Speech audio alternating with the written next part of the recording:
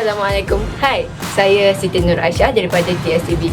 Pernah tak korang semua nak pergi ke taman rekreasi sambil menikmati keindahan alam yang jauh daripada kesibukan kota? Dalam episod Ronda Mana hari ini, kami akan bawa anda ke satu tempat yang menarik di Hulu Perak. Jom bersama rakan kita Zafran. Mana nak pergi hari ini?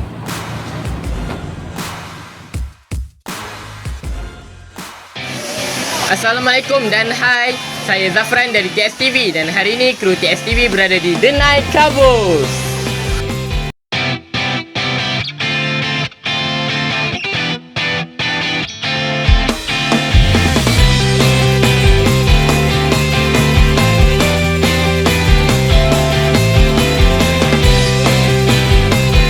Denai Kabus merupakan satu destinasi pelancongan yang baru berkonsepkan agro pelancongan.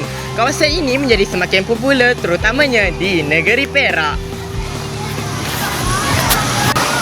Kawasan ini sangat sesuai untuk pecinta alam semula jadi kerana berlatar belakangkan bukit bukau, tumbuhan hijau yang segar dan sikuilan burung yang dapat menyenangkan para pengunjung. Pelbagai aktiviti yang dapat dilakukan di sini antaranya mandi kolam, memancing, berkhemah, kayak, ATV dan flying fox.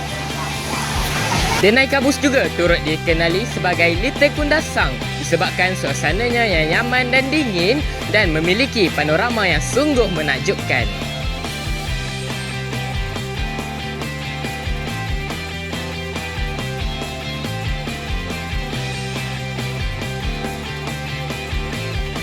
Asal-usul nama Denai Kabus ini diperoleh daripada kawasan persekitaran yang sejuk dan kabus yang tebal terhasil daripada kawasan tersebut.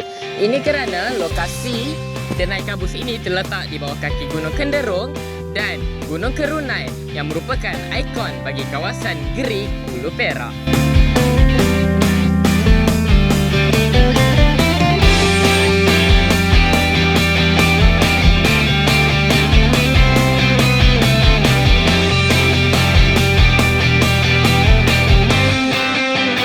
Fly Fox juga merupakan salah satu tarikan utama di Denai Kabus.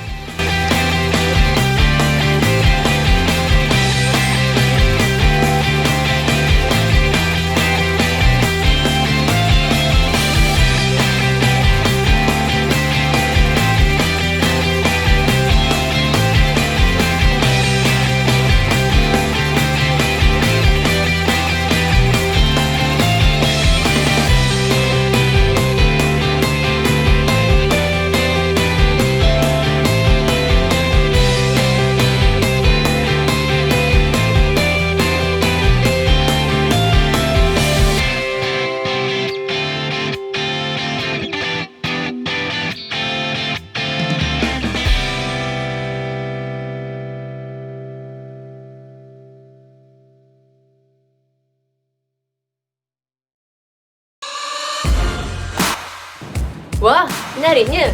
Jika anda ingin merasakan sendiri keseronokan di Denai Kabus, anda boleh datang ke Denai Kabus di Hulu Perak atau pergi ke akaun TikTok Denai Kabus.